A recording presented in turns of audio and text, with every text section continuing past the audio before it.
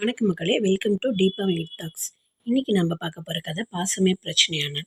வாங்க கதைக்குள்ள போகலாம். சபேசின் அந்த கடிதத்தை மிக தெளிவான குரலில் தான் படித்தார். ஆனால் குழம்பி போன மனநிலையில் இருந்த தனத்துக்கு அது கொட்டுகிற மழையில் நின்று கொண்டு எங்கோ தொலை தூரத்தில் ஒளிபரப்பாகும் ரேடியோ செய்தியை கேட்பது போல் இருந்தது. அவர் கையில் இருந்த கடிதத்தை தான் வாங்கி கொண்டால் தனம். பார்வையை திரையிட்ட கண்ணீரை ஊடுருவிக் கொண்டு எழுத்துக்கள் மங்களாக தெரிந்தன. அப்பா, என் வாழ்க்கையை என் இஷ்டப்படி அமைத்துக் கொள்ள எனக்கு சுதந்திரம் வேண்டும். நான் வெளியூருக்கு வேலை தேடிப் போகிறேன். கிடைத்ததும் தெரியப்படுத்துகிறேன். உங்கள் பர்சில் இருந்து 500 ரூபாய் எடுத்துக் கொண்டிருக்கிறேன். பணத்தை தேட வேண்டாம். இங்கே இருந்தால் அம்மாவுடைய உடைமைத்தனத்தினால் என் எதிர்காலமே பாதிக்கப்பட்டு விடுமோ என்று தோன்றுகிறது. என்னை பற்றி கவலைப்பட வேண்டாம், குமார். உடைப்பட்ட அணையை தனத்தின் கண்கள் நீர் பெருக்கின. அவன் தன்னை பெற்றவர்களிடம் சொல்லிக் கொள்ளாமல் வீட்டை விட்டு போனது இருக்கட்டும். அவள் மீது எவ்வளவு பெரிய குற்றச்சாட்டையும் அல்லவா சுமத்திவிட்டு போயிருக்கிறான். அது என்ன வார்த்தை, உடைமைத்தனமா? அவள் அவன் மீது கொண்ட அபரிதமான பாசத்திற்கு பெயர் உடைமைத்தனமா? அவன்தானே அவள் உலகம். அதை புரிந்து கொள்ளாமல் உதறி எறிவது போல் ஒரு வார்த்தையை எழுதிவிட்டு போயிருக்கிறானே. அவள் அவனை வளர்த்ததில் எங்கே குறை வைத்து விட்டாள்? எங்கே தவறி விட்டாள்? எங்கே எங்கே இப்போ என்ன செய்ய போறீங்க? அவள் துயரத்துடன் கேட்டாள். நான் என்ன செய்ய முடியும்? அவன் பெரியவனாகிவிட்டான். இனிமேல் அவன் இஷ்டப்படி நடக்கட்டும். சபேசன் ஒருவித விரக்தியுடன் சொன்னார். யார் சொன்னா? அவன் இன்னும் நமக்கு குழந்தைதான். சரியாக சாப்பிடக்கூட அவனுக்கு தெரியாதே. இப்படி அவன் வீட்டை விட்டு போகக்கூட அந்த சூரிதான் காரணமாக இருப்பானோ? தனம். சபேஷன் அவளை அழைத்த குரலில் நிறைந்திருந்தது வருத்தமா, இல்லை அவளுடைய அஜ்ஞானத்தை குறித்து எழுந்த அனுதாபமா என்பதை அறுதியிட்டு கூற முடியவில்லை. சொல்லுங்க. பிள்ளைங்க கிட்ட பெத்தவங்களுக்கு பாசம் இருக்கணும், ஒத்துக்கிறேன். ஆனால் அந்த பாசமே ஒரு சுமையா? அவன் நினைக்கிற மாதிரி பிரச்சனையாகிவிடக்கூடாது அல்லவா? அவர் என்ன சொல்லுகிறார்? பாசம் எங்காவது சுமையாகுமா? குமாரை வளர்த்த நினைவுகள் அவளிடம் அலைகளாய் அடங்கி போயின. முதல் 3 குழந்தைகள் பிறந்த உடனே இருந்ததும் தனம் பிரமை பிடித்தவள் போல் ஆனாள். குமாராவது அவர்களுக்கு தங்க வேண்டுமே என்கிற கவலை அவளை எப்போதும் அழுத்தியது. அவள் வேண்டாத தெய்வம் இல்லை, மேற்கொள்ளாத பூஜை இல்லை. குழந்தைக்கு ஒரு ஜலதோஷமோ ஜுரமோ வந்துவிட்டால் கூட தனம் கலங்கி போவாள். அவனும் அவளுக்கு நிலைக்காமல் போய் விடுவானோ என்று சஞ்சலப்படுவாள். 3 குழந்தைகளை இழந்த அதிர்ச்சி அளவுக்கு அதிகமாக அவளை பாதித்து விட்டிருந்தது. 7 வயதுக்கு பிறகுதான் குமாரை பள்ளிக்கூடத்திற்கு அனுப்பவே அவள் சம்மதித்தாள். அவன் பள்ளிக்கூடம் போக துவங்கியதும் அவனுடைய சௌகரியத்தை உத்தேசித்தே அதன் அருகிலேயே சிறிய வீடு ஒன்றை விலைக்கு வாங்கி கொண்டு குடி புகுந்தார்கள் பெற்றவர்கள். குமாரை தனியாக ஸ்கூலுக்கு அனுப்பவே அவளுக்கு பயம். தினமும் சபேஷன் ஆஃபீஸ் போவதற்கு முன்னால் அவனை அழைத்து கொண்டு போய் வகுப்பறையில் உட்கார வைத்து விட்டு போவார். மாலையில் குமாரை வீட்டுக்கு அழைத்து போக தனம் வந்து விடுவாள். குமார் கொஞ்சம் பெரியவனானதும் தன் சிநேகிதர்களின் கேலி பேச்சுக்கு பயந்து கொண்டு, அம்மா நீ வராத, நானே வந்துடுறேன் என்று சொன்னாலும் அவள் கேட்க மாட்டாள். சும்மா இருடா, நீ இன்னும் குழந்தை. ரோடில் பஸ்ஸும் காரும் கண்டபடி விடுறான், பார்த்து ஜாக்கிரதையா வர, உனக்கு தெரியாது. தனத்தின் அந்த பதிலில் எங்காவது தன் மகன் விபத்தில் மாட்டிக்கொண்டு அதனால் தான் அவனை இழக்க நேரிட்டு விடுமோ என்கிற அச்சம் கூடவே இருப்பது அவனுக்கு தெரியாது. அக்கம் பக்கத்தில் உள்ள சிநேகிதர்களை பார்க்க கூட அவனை தனியே போக விட மாட்டாள் அவள். அது மட்டுமல்ல, தண்ணீரை கொதிக்க வைத்து அது ஆறிய பின் வாட்டர் பாட்டில் ஊற்றி கொடுப்பதை தான் அவன் பள்ளிக்கு எடுத்து போக வேண்டும். கேன்டீன் பக்கம் கூட அவன் தப்பித்தவறி போய்விடக்கூடாது. தனம் பயப்பட்டதில் நியாயம் இருந்தது. குமாருக்கு பூஞ்சையான உடம்பு. அன்றாட பழக்க வழக்கங்கள் கொஞ்சம் மாறுபட்டாலே ஜுரமோ இல்லது இருமலோ அவனுக்கு வந்துவிடும். அப்புறம் டாக்டரிடம் ஓடி மருந்து வாங்கி கொடுத்து தேவையாகவில்லை என்றால் கவலைப்பட்டு இத்தனையும் தவிர்க்கத்தான் அவள் அந்த அளவுக்கு அவனை கட்டுப்படுத்தினாள். குமாருக்கு அவளுடைய கவலைகளுக்கு அடிப்படையான பயங்களை புரிந்து கொள்ள முடியவில்லை. அம்மா, இன்னைக்கு என் கிளாஸ்ல எல்லாரும் பிக்னிக் போறா, நானும் போகணும், அவன் ஆசையுடன் கேட்பான்.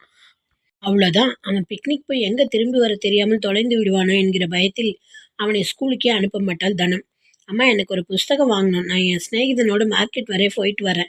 நீ தனியாக போக வேண்டாம். என் சிநேகிதனும் வரானே, அவன் சின்ன பையன். அப்பாவோட அர்ஜென்ட்டுன்னா நான் வரேன். அவனை மட்டும் அவன் வீட்டில் போக விடுறாளே. குமார் கேட்க அவன் கேள்வி அவன் தொண்டைக்குள்ளேயே அடங்கி போகும். 15 வயதாகியும் அவன் அவளுக்கு குழந்தையாகவே இருந்தான்.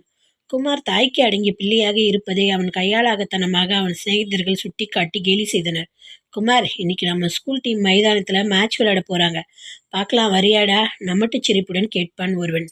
அவனை ஏண்டா கேட்குற? அவங்க அம்மா அவனை விட மாட்டாங்க. ஓஹோ, அழுகை மூஞ்சி, அம்மா கொண்டு என்று எல்லோரும் ராகமாக போட்டு பாடிவிட்டு சிரிப்பார்கள். அவன் சுருங்கிப் போவான். தன் பெற்றோர்கள் காட்டிய பரிவு, அன்பு எல்லாவற்றிலுமே ஏதோ ஒரு குறை தெரியத் துவங்கியது அவனுக்கு.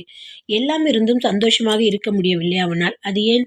மற்றவர்களைப் போல் தன்னால் சுதந்திரமாக இயங்க முடியவில்லையே என்கிற ஏக்கம் அதற்கு காரணமா? எதற்கெடுத்தாலும் இந்த அம்மாவின் அனுமதியும் தலையீடும் அவசியமானதுதானா என்று யோசிக்கத் துவங்கினான். இவ்வளவிற்கும் தனம் அவனை அடிக்கவும் இல்லை, கோபப்படவும் இல்லை. இருப்பினும் அவள் சொல்லை மீறி நடக்க அவனுக்கு தயக்கமாகவும் இருந்தது. இந்த நிலையில் தனம் எத்தனைக்கெத்தனை அவனை அன்பினால் அரவணைக்க முயன்றாளோ அத்தனை தூரம் அவன் மனதளவில் அவளிடமிருந்து விலகிப் போனான். சபேஷனுக்கோ ஆபீஸில் வேலை சுமையே சரியாக இருந்தது. அதனால் அவனை வளர்க்கும் முழு பொறுப்பையும் அவர் தனத்திடமே விட்டுவிட்டார். குமாரை பொறுத்தவரை அவர் அந்த குடும்பத்தில் வெறும் நிழல்தான். அவனும் அவன் தாயும் ஒதுங்கி நின்ற நிழல். அப்படி அவன் அபூர்வமாக அவரை ஆலோசனை ஏதாவது கேட்டாலும், அம்மாவிடம் கேள, அவள் சொல்லுவாள் என்பதுதான் பதிலாக இருக்கும். அம்மா அம்மா, எதற்கெடுத்தாலும் அம்மாதானா? நாளடைவில் அம்மாவே அவனுக்கு கடக்க முடியாத மதில் சுவராகி போனாள். அவளுடைய அன்பை அவன் உடைமைத்தனமாக நினைத்தான்.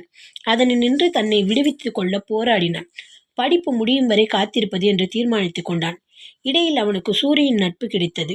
அவனுடைய சகவாச தோஷம். சபேஷன் இல்லாத நேரத்தில் குமார் தனத்திடம் அலட்சியமாக நடந்து கொண்டான். அவ்வப்போது எதிர்த்து பேசினான். மரியாதையின்றி அவன் நடந்து கொண்டதையும் தனம் குழந்தைத்தனமாக நினைத்தாள். ஒரு முறை சபேஷன் இதை கவனிக்க நேரிட்டு அவனை கண்டிக்க முற்பட்ட போது கூட அவள் அவனுக்காக பரிந்து கொண்டு வந்தாள். கல்லூரி இறுதித் தேர்வில் நல்ல முறையில் மார்க்குகள் வாங்கியவுடனே குமார் அப்படி வீட்டை விட்டு போனது பெற்றவர்களுக்கு பெரிய அதிர்ச்சியாக இருந்தது. அதே சமயத்தில் சபேஷனிடம் ஒரு விழிப்புணர்ச்சியும் அது ஏற்படுத்தியது. அவனை வளர்ப்பதில் அவர் இன்னும் கவனம் செலுத்தியிருக்கலாமோ? நடந்தவற்றிற்கெல்லாம் அவரும் ஓரளவு பொறுப்பாளியோ? இனியாவது அவனை புரிந்து கொண்டு அவர்கள் விலகி இருப்பதுதான் நல்லது என்று அவருக்கு தோன்றியது. சில தினங்களுக்கு பிறகு குமாரிடமிருந்துதான் நாகபுரியில் வேலை சேர்ந்து விட்டதாக கடிதம் வந்தது. சபேஷன் அவ்வப்போது அவனுக்கு கடிதம் எழுதி வந்தாரே தவிர எதன் மீதும் அதிக பற்றற்று இருக்க பழகி கொண்டார். ஆபீஸிலிருந்து தானே ஓய்வு பெற விரும்புவதாக எழுதி கொடுத்து விட்டவர் வீட்டில் கீதை படித்தார். வேதாந்த விசாரங்களில் மனது செலுத்தினார். ஆனால் தனம் அவளை அஞ்ஞானத்திலிருந்து மீட்டு வருவது என்பது அத்தனை சுலபமான காரியமாக இருக்கவில்லை. குமாருக்கு நல்ல சாப்பாடு கிடைக்கிறதோ இல்லையோ, அவன் உடம்பு சரியில்லாமல் அலைகிறானோ என்றெல்லாம் கவலைப்பட்டாள். நான் ரயில் ஏற்றி விடுறேன், நீ வேணும்னா ஒரு தடவை போயிட்டு வாயேன் என்றார் சபேஷன்.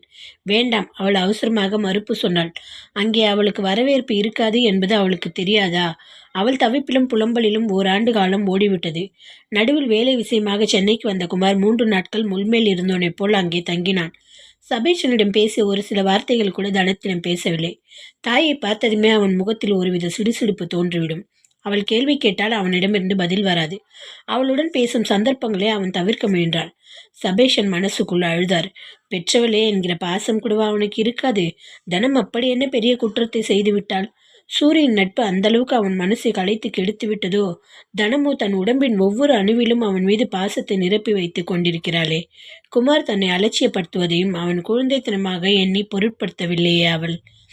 அவர் தனக்குள் குமுறினாரை தவிர தனத்திடம் எதுவும் சொல்லவில்லை. இந்த நிலையில் குமாரை சென்னைக்கே மாற்றினார்கள். அதை தவிர்க்க முடியாமல் போகவே அவன் அங்கே வந்து வேலையை ஒப்புக்கொண்டான். தனத்துக்கோ ஒரே சந்தோஷம். இனியாவது தன் மகன் தங்களுடன் இருப்பான் அல்லவா? குமாருடைய திட்டம் வேறாக இருந்தது. சில மாதங்கள் அங்கே தங்கிவிட்டு மாற்றல் கேட்டுக்கொண்டு வேறு ஊருக்கு போய்விடலாம் என்று நினைத்தான் அவன். ஓட்டலில் தான், அதே ஊரில் தங்கலாம். ஆனால் அதனால் சபேஷன் கோபப்பட்டு கொண்டு வீட்டையும் தன்னிடமிருந்த பணத்தையும் நன்கொடைக்கோ அல்லது ட்ரஸ்ட்டுக்கோ எழுதிவிட்டாரானால் பெற்றவர்களை வேண்டாம் என்று ஒதுக்கிவிடலாம். ஆனால் சொத்து, அதை ஒதுக்குவது அத்தனை புத்திசாலித்தனம் அல்லவே.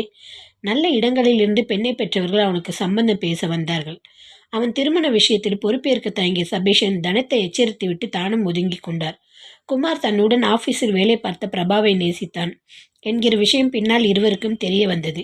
பிரபாவின் குடும்பம் சாதாரணமானது. தன் மகளின் சந்தோஷத்துக்காக அவர்கள் திருமணத்தை தன் செலவிலேயே நடத்தி வைத்தார் சபேஷன். அதன் பின் புது பிரச்சனை ஆரம்பமாயிற்று. குமாரை தன் பெற்றோர்களுடன் இருக்க விரும்பாத போது பிரபா தனி குட்டணம் போக விரும்பியதில் ஆச்சரியமில்லை. குமார் தனி வீடு தேடலானான். ஆயின் அவன் நினைத்த மாதிரி குறிப்பிட்ட வாடகைக்குள் இடம் கிடைப்பது சுலபமாக இருக்கவில்லை. வேறு வழியின்றி அவன் தந்தையிடம் விஷயத்தை பிராஸ்பதித்தான். அவன் தனியாக போகணும்னு பிரபா ஆசைப்படுறப்பா. இடம் ஒன்றும் சரியாக கிடைக்க மாட்டேங்குது. என்ன செய்யறதுன்னு தெரியல, யோசிப்போம். சபேசன் அங்கே நிற்க பிடிக்காமல் கிளம்பி போய்விட்டார்.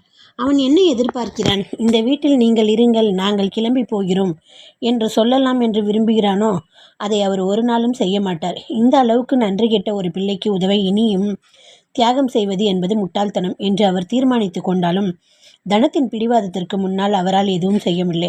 நாம் கிளம்பி காசி கயான்னு போய் சுற்றிட்டு முடிஞ்சா அங்கேயே இருந்துடலாம். வேண்டாம் தனம், சிறுசுகள், அவர்கள் கொஞ்ச நாள் தனியாக சந்தோஷமாக இருக்கட்டும். நீ செய்கிற எந்த தியாகமாவது அவன் மனசில் பாசத்தை கசிய வைக்காதான்னு பார்க்குற. அதான் இல்லை, தியாகம் செய்கிறவங்களுக்கு எதிர்பார்ப்பு இருந்தால் அது தியாகமாகாது. பின் எதுக்காக கிளம்பணும்? அவனாக நம்மை போக சொல்கிறதுக்கு முன்னாடி நாமே கிளம்பிட்டா கௌரவமாக இருக்குமேன்னு யோசித்தேன். யோசித்தேன். அவள் பதில் அவரை அதிர வைத்தது. அவள் தன் மகனை சரியாகத்தான் புரிந்து கொண்டிருக்கிறாள் என்கிற திருப்தி ஏற்பட்டது. அப்போ சரி, நான் பார்த்து என்னைக்கு கிடைக்கிறதோ அந்த தேதி ரயிலுக்கு டிக்கெட் வாங்குறேன். நீ சாமான்லாம் எடுத்து வை. ஒரு சின்ன பெட்டியை மறக்காமல் எடுத்து வை. அதில் தான் நமக்கு வேணுங்கிற ஆஸ்தியே இருக்கு என்றார் சபேஷன். அவர்கள் பேசிக்கொண்டது பிரபாவின் காதிலும் வீழ்ந்தது. பெட்டியில் இருந்த ஆஸ்தி என்னவாக இருக்கும்? தனத்தின் நகைகளாக இருக்குமோ, இல்லை தங்கம், வைரங்கள்? என்ன என்று யூகிக்க முடியாமல் குழம்பியவளாய் அதை பற்றி குமாரிடமும் சொன்னாள். அவர்கள் கிளம்பி போகிறார்களே என்று குமாருக்கு ஏக திருப்தி.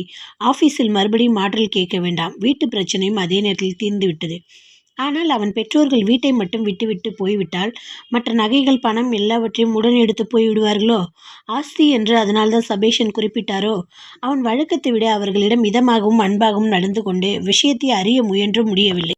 பிரபாவும் தன் மாமியாரை விழுந்து விழுந்து உபசரித்து பேச்சு கொடுத்து பார்த்தாள். தனம் அதை எதுவும் கூறவில்லை. புறப்படும் நேரமும் வந்தது. உபச்சாரத்தில் கூட தன் பிள்ளை தங்களை போக வேண்டாம் என்று சொல்லாதது தனத்துக்கு பெரிய குறையாக இருந்தது. புறப்படுவதற்கு தயாராக வாசலில் டாக்ஸி வந்து நின்றது.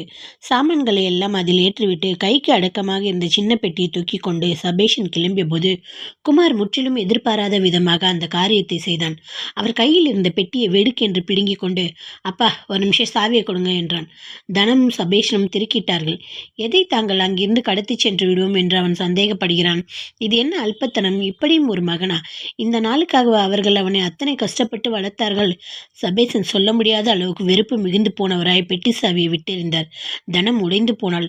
ஒரு டாக்ஸி டிரைவரின் எதிரில் அவன் தன் பெற்றவர்களை அந்த அளவுக்கு ஈனப்படுத்தி விட்டதை அவளால் தாங்க முடியவில்லை. குமார் அவசரமாக பெட்டியை திறந்தான். மறுகணமே அவன் முகத்தில் ஏமாற்றம் விழுந்து போயிற்று.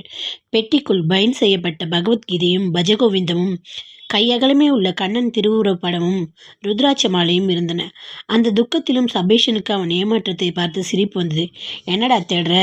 என்னோட ஒரே ஆஸ்தி இந்த கீதை தாண்டா. பிள்ளை இல்லாதவன், என்னை போல் பிள்ளை இருந்தும் இல்லாமல் போனவன், எல்லாரையும் மனசை பக்குவப்படுத்தி அந்த கீதை தாண்டா காப்பாற்ற முடியும். டே குமார், மற்ற குழந்தைங்களை எழுந்த மாதிரி உன்னையும் எழுந்துடுமோன்னு கவலைப்பட்டு உன் மேலே அதிகமாக பாசம் காட்டியே உங்கள் அம்மா உன்னை உயிரோடு எழுந்துட்டாடா என்று உள்ளம் துடிக்க கூறிவிட்டு சபேஷன் கீதை புத்தகத்தை மட்டும் கையில் எடுத்துக்கொண்டவரா, வா தனோ, இது மட்டும் நமக்கு போதும், போகலாம் வா என்று வேகமாக டாக்ஸியில் ஏறப்போன போது தனக்குள் எங்கேயோ ஒரு மூலையில் வீழ்த்து கொண்ட மனிதத்தன்மையும் பாசமும் மேலெழுந்து பொங்கி வர, அப்பா, அம்மா, என்னை மன்னிச்சிடுங்க. குமார் அவர்கள் கால்களில் வீழ்ந்து வணங்கினான். இந்த கதை உங்களுக்கு பிடிச்சிருந்தா என் சேனலை லைக் பண்ணுங்கள், ஷேர் பண்ணுங்கள், மறக்காமல் சப்ஸ்கிரைப் பண்ணுங்கள்.